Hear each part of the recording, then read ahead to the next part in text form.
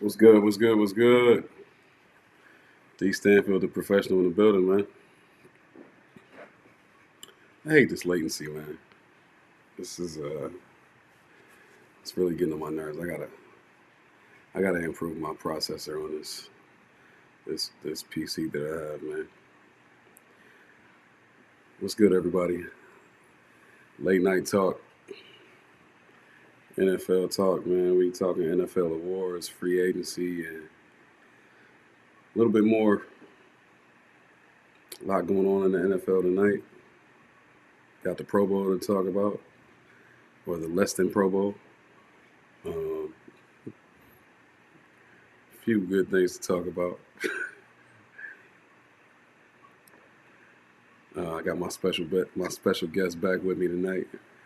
Y'all know who he is. I'll introduce him in a second. I'm gonna give everybody an opportunity to jump into the chat, man. If you got some comments, please drop them in the comment section. Please like and share the show tonight, man. It's D Stanfield, the professional NFL talk Thursday night.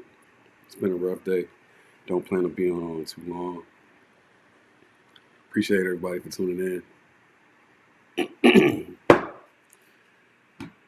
I guess you could call this the late night coffee talk. Marcus handles the early morning coffee talk. Marcus drinks straight coffee. I drink the Irish coffee. I'm not I'm not actually partaking in the spiritual adhesives or the spiritual. Uh, I'm not partaking in any spirits. I'll just put it to you like that. Let's not get all educated with it. I'm not indulging at the moment. So man, I want to give everybody an opportunity to jump into the chat. It's D Stanfield, the professional, aka Devon, aka yeah, y'all know me. Stay fresh, Stanfield. Man,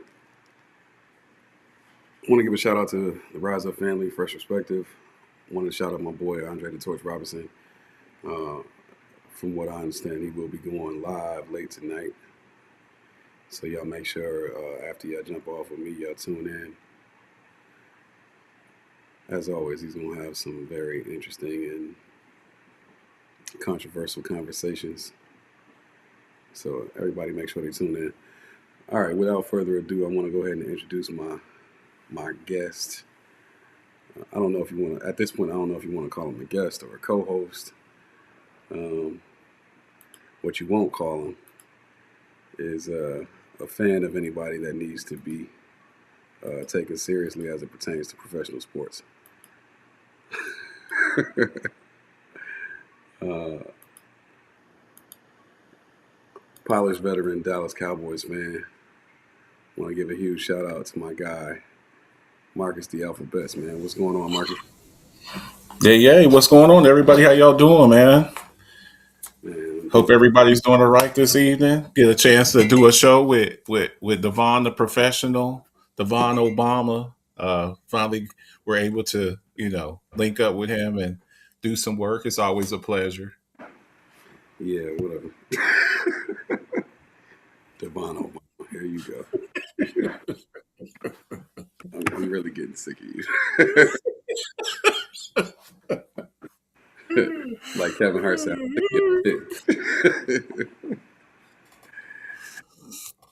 what's going on, man? How's the day been going, man? It's good, man. I'm just happy. We tried to do this the other day. I hate that we missed out on it, but we with our conflicting schedules, and anytime we're able to get together and do something, man, this is something that we have been talking about doing and trying to finish up. But you know, anytime we're able to do so, talk some sports and come together and do something and fellowship, man, it's always good a good time. Absolutely, man. It's definitely a good time late night. Usually I'm in the business of partaking in some libations, if you will. Shout out to Melissa. Markovich. What's going on, Melissa? Uh, However, I am on I'm on a fast from all alcohol partaking until further notice. Hey, for those of you who are tuning in, man, make sure y'all go get your checkups. Go get your physicals. Go see your doctors regularly. I know normally this talk is reserved for another show that I don't partake in at the moment, but I did want to. I'm not gonna mention the name of that show, but they want to shout out to those individuals um, who are actively making sure they take care of their health, getting their regular physicals. If you are over the age of 40 or 50, and you haven't had a look at your upper GI, be prepared for the acid reflux that could be coming your way. Colonoscopies, regular checks on your prostate cancer, and specifically speaking to men at this moment. But women, y'all make sure y'all take care of yourselves too. I know we always pay attention to like breast cancer and things of that nature, and those are the things that are widely publicized. But I mean, there are other things that you need to take advantage of or not take for granted. You know, like your regular checkups. I I watched an interview about a month ago that talked about executive medical scans, and a lot of times those executive medical scans, when you do those physicals and you sign up for those, they run a lot more than your typical physical, but they catch things that could be associated with illnesses that, if found too late, usually are fatal, like brain cancer and pancreatic cancer and things of that nature. So you just want to, if you have the ability to, uh, try to go the extra mile to make sure that you're eating right, that you're regularly exercising, and that you're visiting your physicians to make sure that you're taking care of yourself, man. I don't want to. I don't want to let that go on deaf ears, man. So shout out to y'all that are tuning in. This is D Stanfield, the professional. Um, here with my guy Marcus, the Alphabets. Uh, just want to have a little conversation tonight. You know what I mean? So keep y'all on. Like I said, Andre the going in on tonight. So y'all make sure y'all prepare yourselves for that as well. If you no longer tuning in with us, make sure you tune in with him. That being said, man, we want to have a conversation around the NFL awards, free agency, and a few more conversations before we let you go. We won't keep you long. In the words of your local pastor, man, we won't keep you long on that this evening. All right. So, man, let's. How you want to jump it off, Marcus? You want to talk about the NFL? You want to go through the NFL awards first, or you want to jump into the free agency conversation? Because I think the free Well, agency let's conversation is the awards are still being announced. A couple have been announced yet. They still haven't announced the MVP yet. So let's do the free agency and as they announce these other awards that are pending, offensive player of the year, MVP, whatnot, then we'll address those as they pop up. cool, man. Cool. Yeah, let's do that. So I'll let you go ahead and start the conversation, and then we'll take it from there, man. Well, finally, after a couple of days ago, I think we still technically have one vacancy left with the coaches. We know who is going to be the presumptive choice for the Raiders head coaching job, but Clint Kubiak, he's going to be doing that. But uh, Michael Wolf, they haven't announced that yet. As soon as we know, we'll let you know, or put it in if you see it, put it up in the comment section. We'll announce it. But so all we had 10 vacancies. All the vacancies are filled up. So now we start looking towards these coaches filling out their staffs, and then next month we start. We have the beginning of the new league year on March the 11th, I believe. So then we're talking about free agency.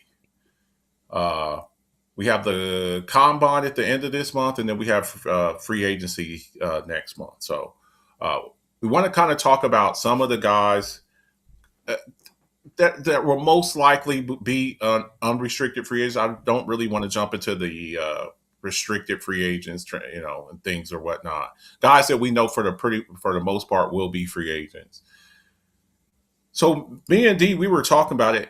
If they were having a draft, a top, who would be the top 5 free agents out there that would be the most coveted free agents out there? And I kind of wanted to talk to y'all about that. We're going to do a little exercise and see, now we're going to take positional value, positional importance, um, and whatnot. There are some mitigating circumstances as far as that, position flexibility and things or whatnot.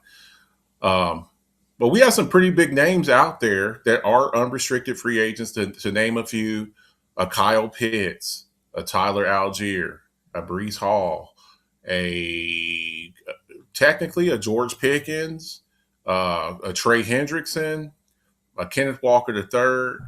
I mean, there's some guys out there. We have a couple of 3 quarterbacks right now that you probably have heard of. Aaron Rodgers is technically a free agent. He only had signed a 1-year deal. We have Kirk Cousins, Mac Jones, Malik Willis. I think those would probably be the guys that are up there like that. I want to know, if you had the choice, who would be your most sought after free agent? I'm asking you, D. What do you think about that? Who do you have skill wise that's available out there? Who, if you had your druthers, this would be the number 1 pick for you for free agents that are available. Oof. Number 1 pick for free agents. If I had my choice, I think it would be highly dependent on the team that I currently have already built. I mean, the first name that obviously comes to mind is the name that you already mentioned before, which is the George Pickens. He definitely seems to be the most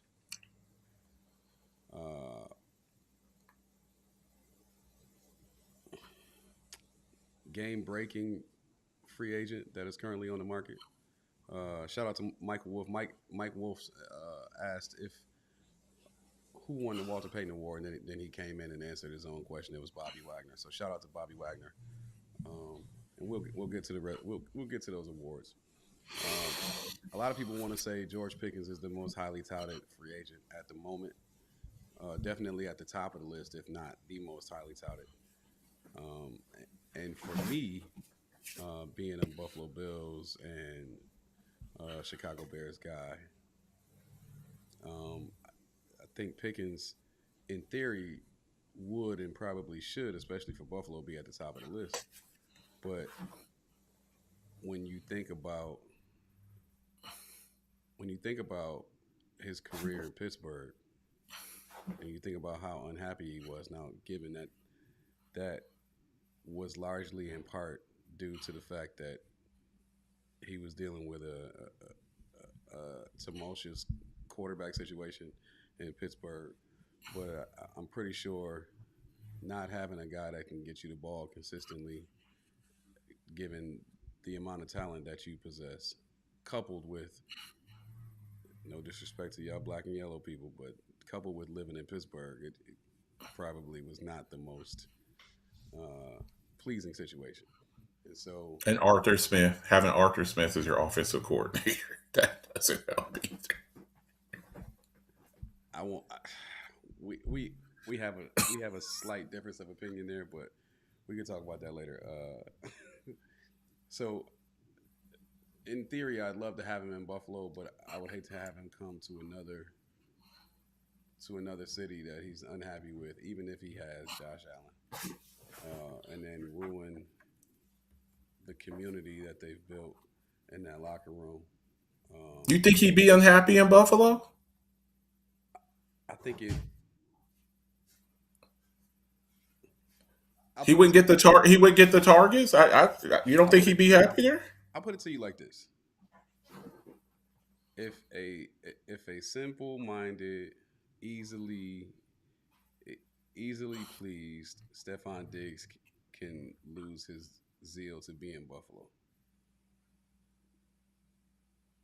a young a young, highly talented George Pickens would probably see the same result. And newly And paid newly because he paid. would be. Yeah, yeah. Yeah. The last thing we need is to get somebody in there with a guaranteed contract, and then he'd be unhappy, and we'd be going through the same thing that we went through before. And so, for me, given the teams that I follow and I support, if I was just thinking about that, I would probably go with Jalen Phillips. Um, Trey Hendrickson comes to mind, but we essentially we dealing with the same potential scenario that we dealt with bringing in Joey Bosa and Von Miller. They're towards the end of their career, where Jalen Phillips is moderately the same level of productivity, but a lot younger. And so that's who I would go with. Um, I think that there are a lot of people that are available that are arguably just as valuable. You look at the Kenneth Walker the thirds people, the Brees Halls, um, Rico Dowdle. Rico Dowdle. Uh, there's a few offensive linemen that a lot of people could use. Shout out to Dalton Smith. Shout out to Ramona Dye. Shout out to Eddie Vigil. What's going on, y'all? So a lot of those people would definitely be at the top of my list.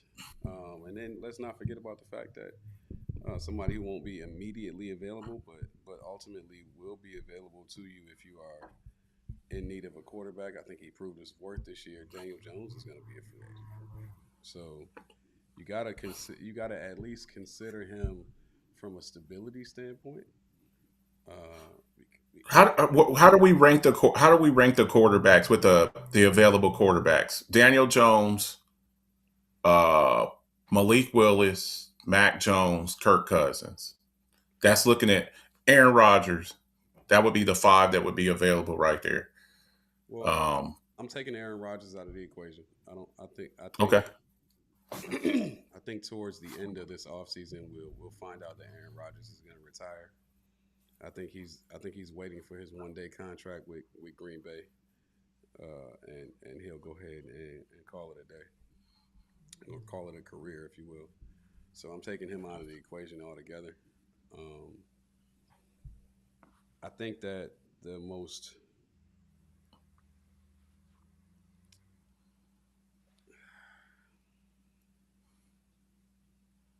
I think that the best quarterback talent that is available on the market right now is probably gonna be Mac Jones because of IQ, rehabilitation out in San Francisco. Um, he can make pretty much every throw. He just needs to go to the right situation. And for me, if I'm Minnesota, seeing what happened with Sam Darnold right after he came from San Francisco to me and then went to Seattle. If I'm Minnesota, I'm like, hey, bro, come on over here, because you can't get Daniel Jones back, even though he spent half a season with you and knows the offense already. I seriously doubt he would come back since you let him out the door. So if I'm if I'm Minnesota, I'm calling Mac Jones immediately. If I am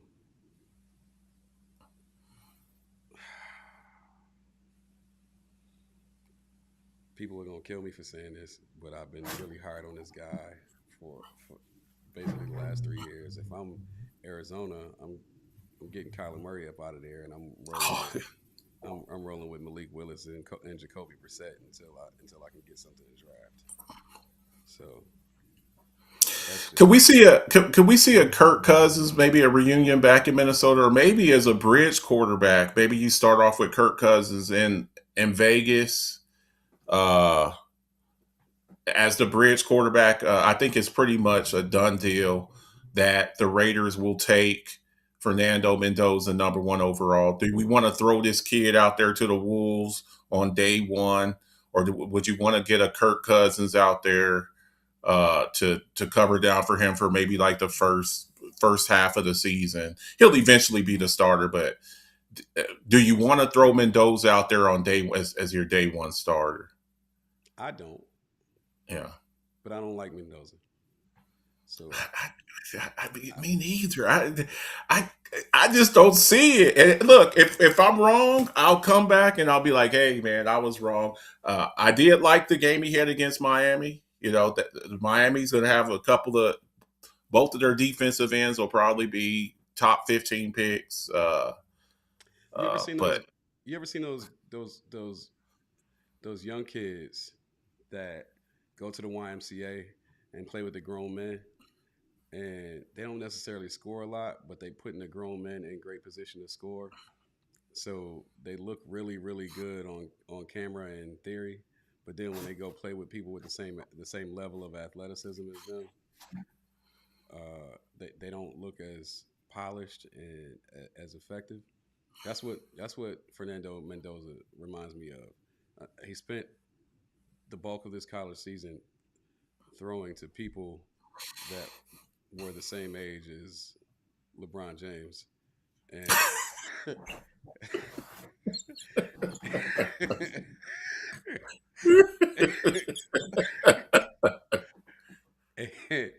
and yeah, I mean he was literally throwing to people that were men amongst boys, if you will. So I don't necessarily consider um, I don't necessarily consider Fernando a top tier talent, but if Vegas is gonna draft him, and I don't think that's a smart move. I think there's plenty of other picks that can help you create an infrastructure for whoever you are going to draft in the future because you are in the middle of a rebuild. So there's no need to rush. If I'm Vegas and I am planning on drafting Mendoza, I am definitely bringing in. I'm trying to bring in Mac Jones or Daniel Jones, either one of those. Um, and if I can't get one of those, then I would settle for Kirk Cousins, 100%. yeah, I'm not that impressed with this quarterback class. Dalton said, I think maybe Ty Simpson. He'll probably be the second one. I think with Dante Moore dropping out, that kind of changed the dynamic of this draft class. For me, look, there are some good players out there. If you want to turn around, you want to change the trajectory of your franchise. Um, I'm really what Malik Willis can do. I think he's a guy who could be on somewhat of a revenge tour. We saw some of these quarterbacks that started off their career very not too great, and then they moved on to other situations, and then uh, they they rebounded. We talked about uh, Daniel Jones with the Colts and Sam Darnold last year with the Vikings, and now with playing in the Super Bowl in a couple of days. Uh, I believe Malik Willis could have that type of turnaround, and Mac Jones, depending on where they go. What is your priority? And we talked about this a little bit off the air. D. Is it money, or is it going somewhere um, where you can change the narrative of your career? You can go make a whole bunch of money and get your ass kicked, or go somewhere where you're highly paid and you don't have a good supporting cast. And I think some of these guys are seeing uh, uh, without a supporting cast. Look, I don't care who you are. Sam Darnold went from seeing ghosts to being in the Super Bowl, so it's going to be very, it's going to be very important on this next. Yeah, It's very important. yeah. It's so funny that you said that. Somebody posted a meme Yeah. the other day they had Sam Darnold's face on the dude from the boy from the Sixth Sense. It said, "I Yes. see dead people." Yes. Yes. Yes. And I tell people all the time, I don't care how talented your quarterback is. Oh my If God. he's getting hit on every play, that defense starts speeding up that clock. You saw what a team like the Texans did this year to quarterbacks. If you're taking that type of abuse, it starts having an impact on you. So these guys, you're getting a second chance. I think Mac Jones going to get a second chance. I think Malik Willis, he got ran out of Tennessee. You saw when he had the opportunity with a better supporting cast in Green Bay, kind of changed the narrative of his career. Don't just go for the money. If I look, your agent, he's going to tell you get as much money as you can, and I just think that that's the worst. Understand that these agents, they're trying to get their commission. Yo, They want their commission. yo, I'm sorry. I see dead people as wild. That's what it starts happening like Watching that. him, rewatching that press conference where he said he was seeing ghosts out there is crazy. And then 7 years later, you are He's the in the ghost. Super Bowl. You are the Uh, ghost. you- you- you- And this is a guy who was in the same draft class with Josh Allen and Lamar Jackson. Yes. Yeah. So And it goes to show you, and Josh Rosen. and Josh Rosen, and Baker And Mayfield. Baker Mayfield. So this again, when I say this and people just kind of laugh, where you go matters, who you play with matters, your coaching matters. Sam Darnold gets out of there. He let's not forget Sam Darnold also bombed out with Carolina. Him and Baker Mayfield were on Carolina together. The number 1 pick and the number 3 pick Yep. from the same draft class. Because Barkley went 2, Sam Darnold, he goes to where he and then Sam Darnold goes to. Did Sam Darnold go to the 49ers for like a year, and then he went to Minnesota, and kind of revived himself. And now it's so imperative where you go. And we've seen a lot of quarterbacks, and we're gonna have to do a piece one day. Guys that had a lot of potential, they got ruined. They got ruined going to bad franchise, Jets, Browns, that just destroy your career. So this is a cautionary tale for these guys are out there. And look, you hit free agency, you want to start trying to make up money because Mac Jones didn't get his 5th-year option picked up. Sam Darnold didn't get his 5th-year option picked up. So this next decision that you make, you're going to have, he was a 49ers backup. Don't just go for the money. Go somewhere where you have a coach that somewhat believes in you and a system and a good supporting cast. But if you just do the money thing, and this ain't just quarterbacks, Le'Veon Bell going from the Steelers to the Jets. When you do stuff like that, you prioritize money. It generally doesn't end up well for you. So we'll see what happens. Oh, good one, Dalton. Oh, good comment, Dalton. Oh man. Yeah. Dalton said, let's not forget, Donald had to put up with Adam Gase and Matt Rule too. Woo.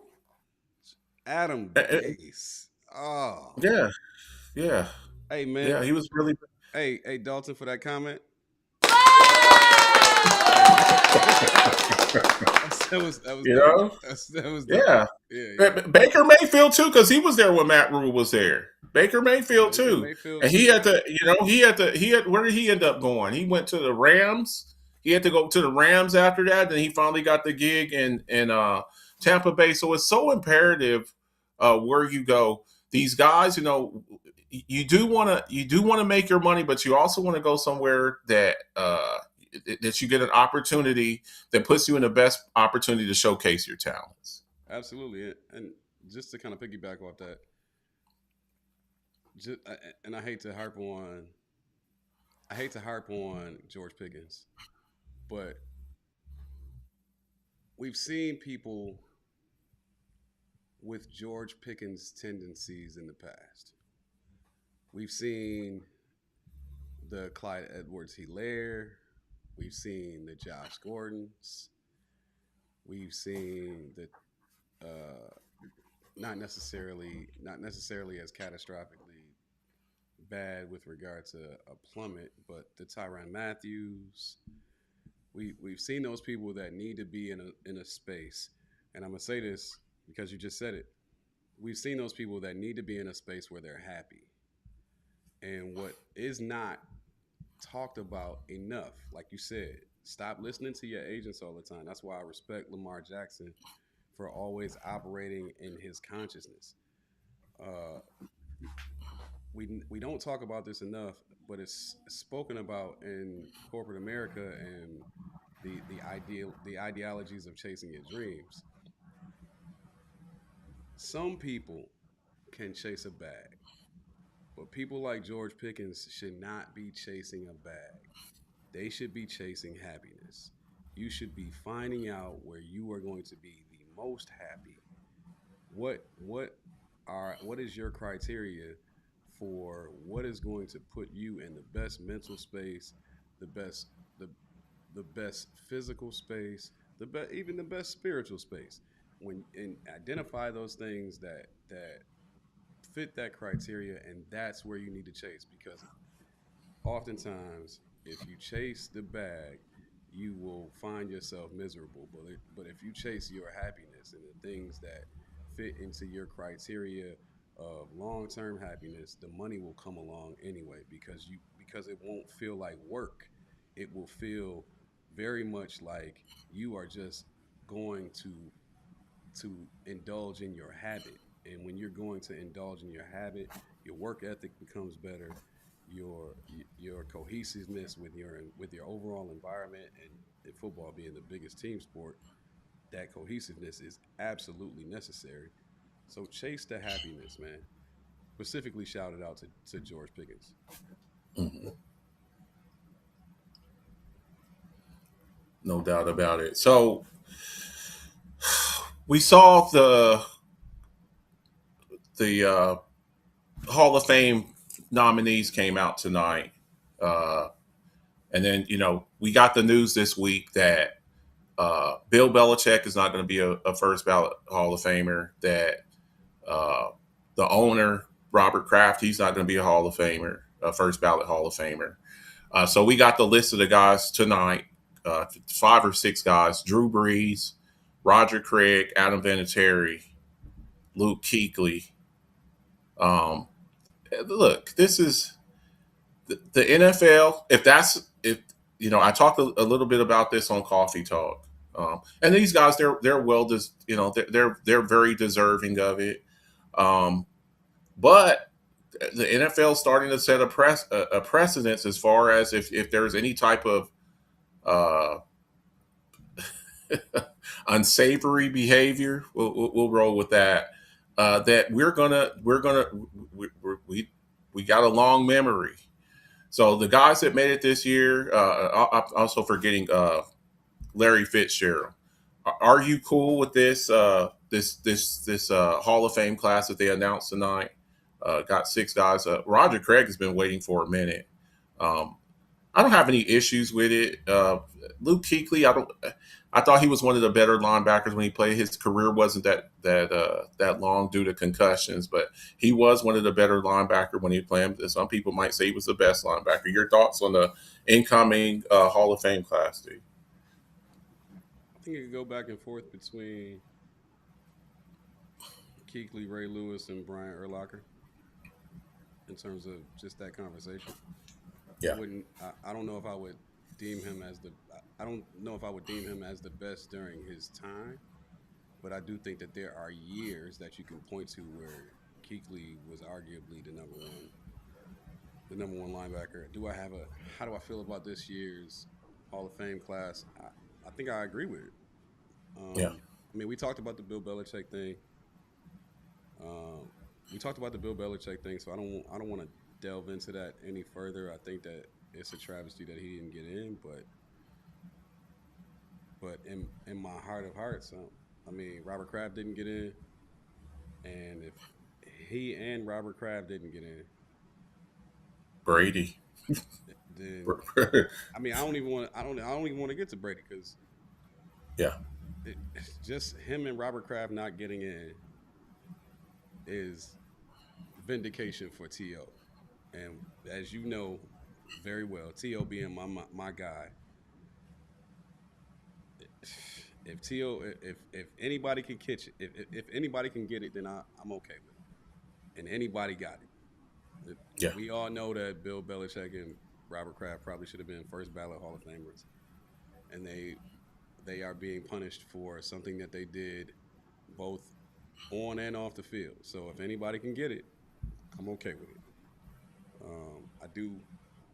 I do empathize with To when he talked about where was the uproar for changing the voting process when he was getting it when he was up for his Hall of Fame ballot, and I think that deserves some attention as well as the voting process altogether. But hey, man, vindication has been homage has been So paid, vindication has been served, and then on top of that, and then one more thing about the Luke Kuechly thing.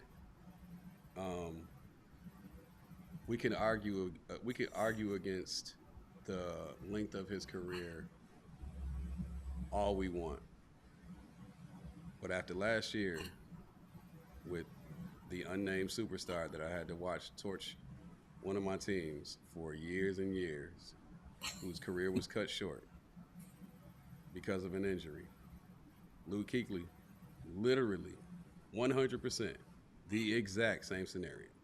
His career was cut short because of the neck injury, and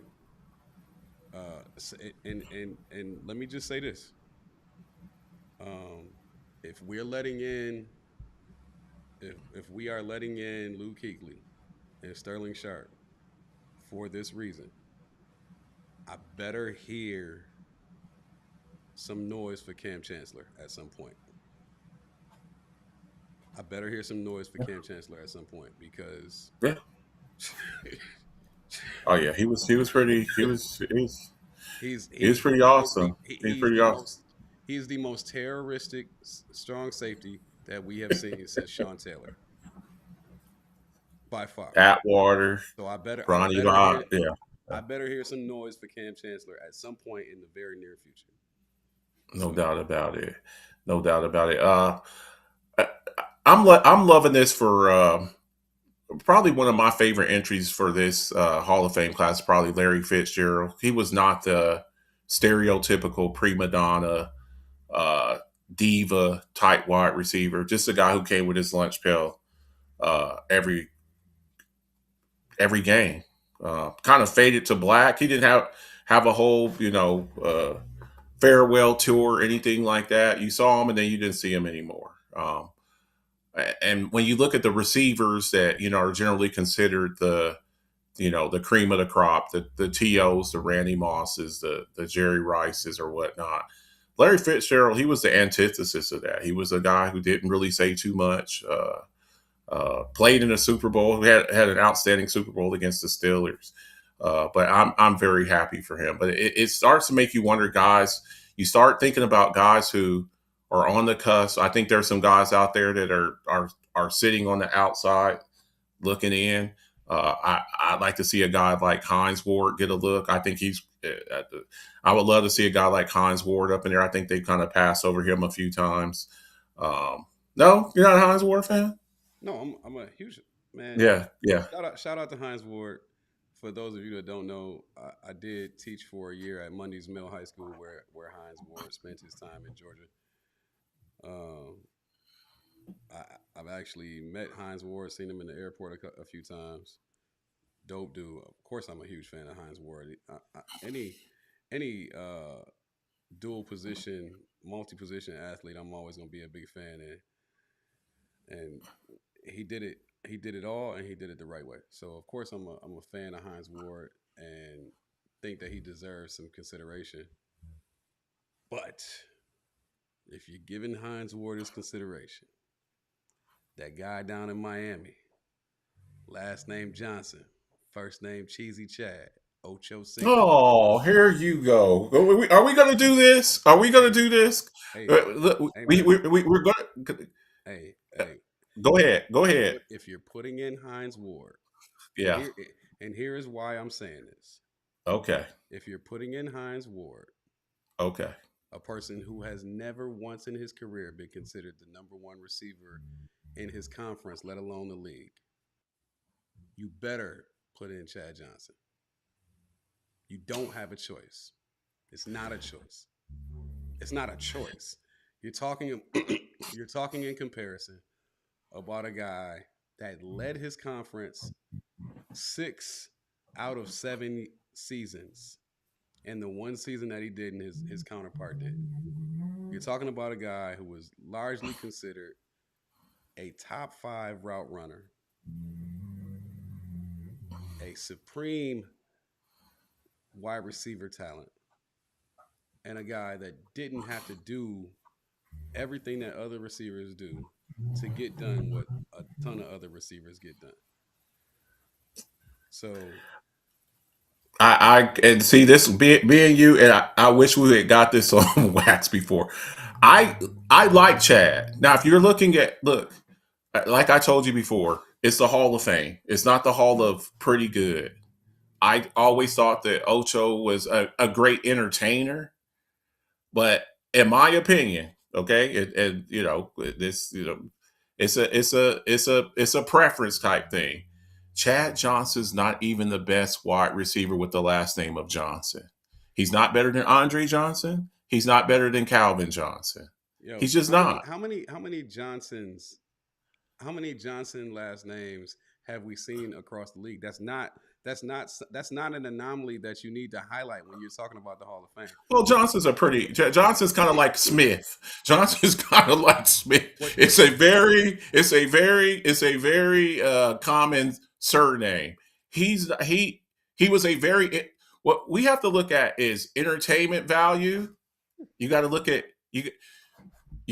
entertainment value too. Yes, he was a very entertaining person. I thought he was a wannabe TO, the Hall of Fame jacket and some of the antics and the Sharpie in his sock and stuff like that. He was very entertaining, but strictly on the field as a dominant force. Because I used to watch Darrelle Revis put handcuffs on him.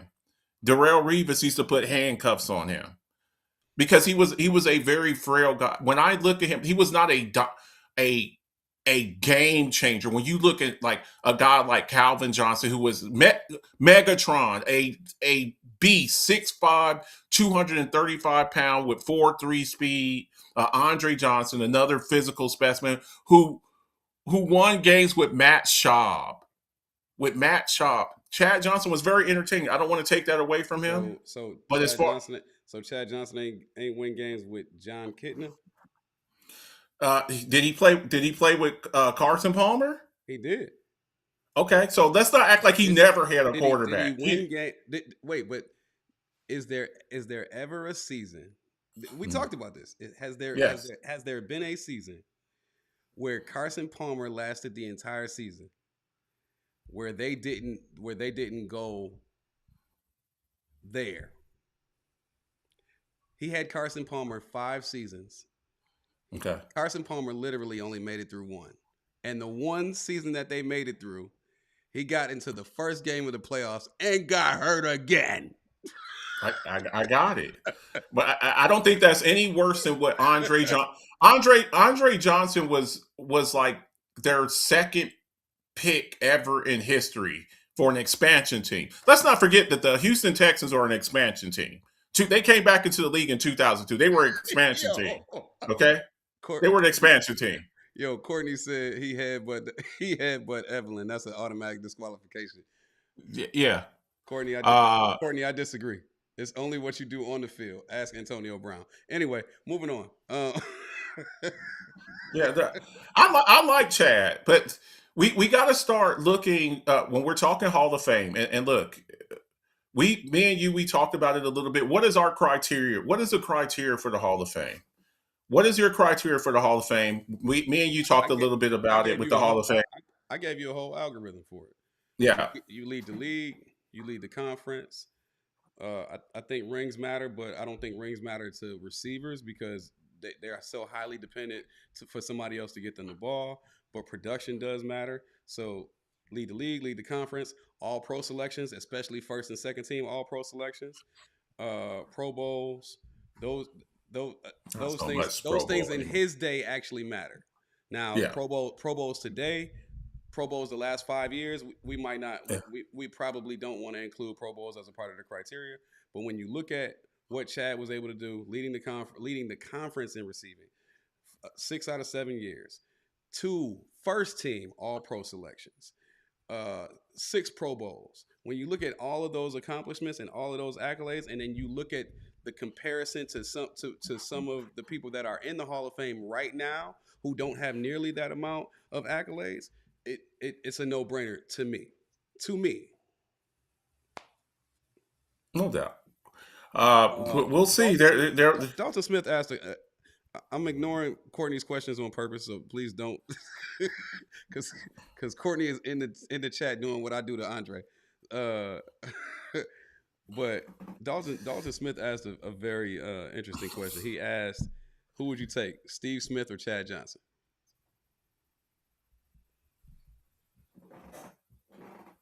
I can't wait to I hear would. this. I can't wait to hear this hypocrisy. I would probably take Steve Smith. I'd probably take Steve Smith.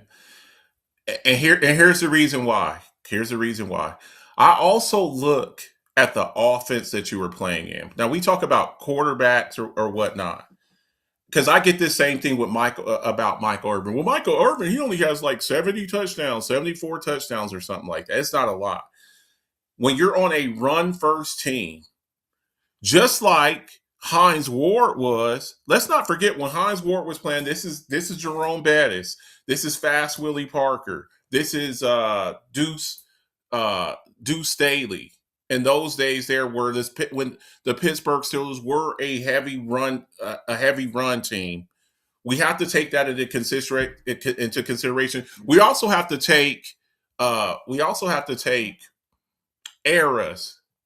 They didn't throw the ball that much back in the day. That's why what Dan Marino did was so impressive in his day when he had the 5,000 yard. This was in the 80s when the forward pass wasn't that advanced. So I look at things like that, the system that you played in, your supporting cast and whatnot. That's also one of the determining factors for me. So Steve Smith, you got to think about his Carolina days.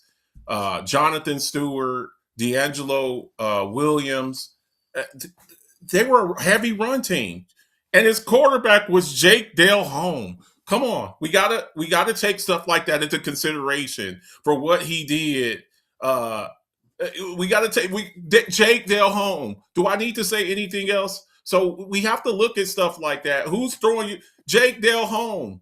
He was getting the ball thrown to him from Jake Delhomme. Andre Johnson was getting the ball thrown from Jake Delhomme. Jake Delhomme had Don't do it. Don't do it. No, Don't do it. I'm saying Okay. Jake Delhomme Okay. had quite a few very good years in Carolina. Why? His primary target was Steve Smith. Yes. Who else did he have though? Because Steve Smith was not what drove that offense. Steve Smith was the primary passing catalyst to that offense, but there were two people on that offense that drove that offense. Those people were named D'Angelo Williams and Jonathan Stewart. Yes, that's what I'm saying. When you're in a predominantly run offense, just like I'm talking about with Michael Irvin, you play with the all-time rushing leader with 18,000 yards. Michael Irvin didn't get targets like that, and this man is still out there putting up work. So you have to take stuff like that into consideration. The Bengals were a passing offense. They were a passing offense. I look at stuff like that. How do you say that they were primarily a passing offense when at the time you're talking about, I think, if I'm not mistaken, you're talking about a team that Corey Dillon there? Possession of Corey Dillon and Cedric Benson, right? So how do you say that? Cedric Benson wasn't there. Cedric Benson was with the Bears. Yeah, Cedric Benson was with the where did Bears. Cedric Benson get traded to? Did he end up going there? I know he started with the. We know I know he they said. had, we know for a fact they had Corey Dillon. Okay, they had Corey Dillon. Okay, but you You're also right. had And yeah, you're right, Ramona. They did have Carolina did Musa have Muhammad. Muhammad and Ricky Prohl. You're absolutely right. Yeah, but you had two 1,000-yard rushers. You had two 1,000-yard rushers. Two 1,000-yard rushers. That is a predominant rushing offense. Okay, so again, who was the best quarterback that Steve Smith ever played with? Don't forget, after he left the Panthers, he went to the Ravens. He went to the best quarterback Steve played with was Cam Newton, and his attitude. Well, I don't know for a fact because I wasn't in the locker room, but the media tried to portray that his attitude and his arrogance is what got him sent out of Carolina. Yeah.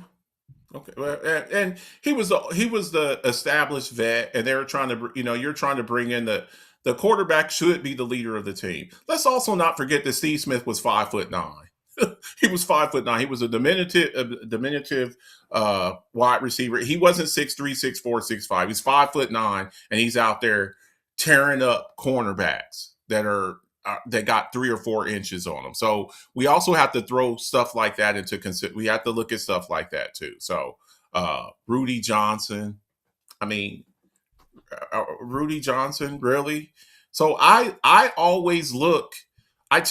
When I say who you play with matters, that goes for everybody. I don't play favorites. Well, Emmitt Smith. Look at Emmitt Smith Look at who Emmitt Smith played with. Look at his offensive line. Look who he had around him on his offensive line, where he's not getting hit 3 and 4 yards in the backfield like Barry Sanders is, having to dodge the whole defense. So again, Chad Johnson, very good wide receiver. I like him, very entertaining. Love the antics or whatever. But when you look at the receivers at that time that were playing,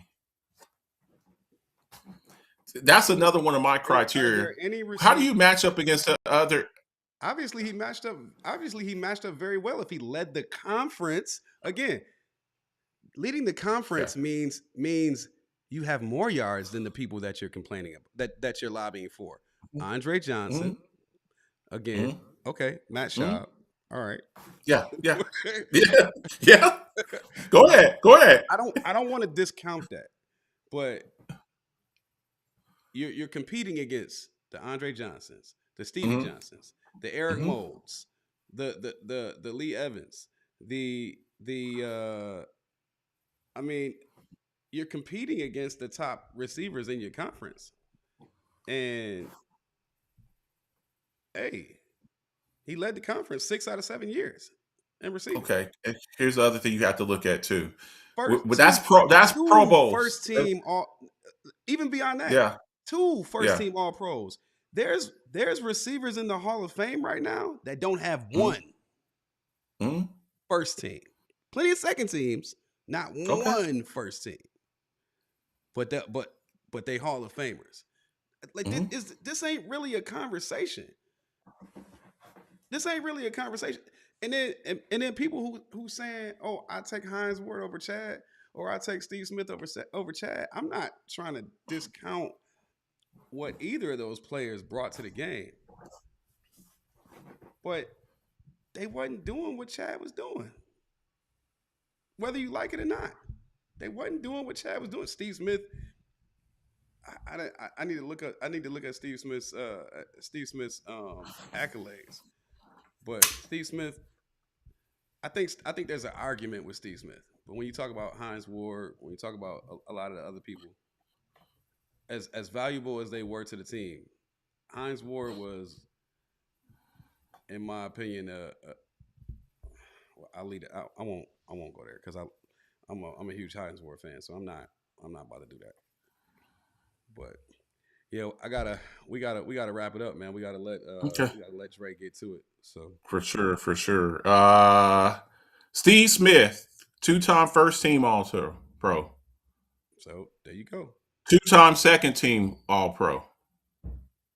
5-time Pro Bowler, NFL receptions leader, NFL receiving yard leader, NFL receiving touchdowns co-leader. Receiving yards leader, how many times? One time. Receiving yards leader 1 time. Yeah. Not. Oh, he led the Yeah. NFL. Not his NFL. conference. Not his Yeah. conference. The NFL. NFL receptions See- co-leader, NFL receiving yard leader. So see, yeah, that's a little different. Steve Smith got a little bit more. That's why I said there's an Four, argument. There's an argument. four all pros. Four Four all all pros. pros. Two first team, 2 second team. There's an I'm just argument saying. there. That's why I said that's why I'm not going. You can't deny Steve Smith.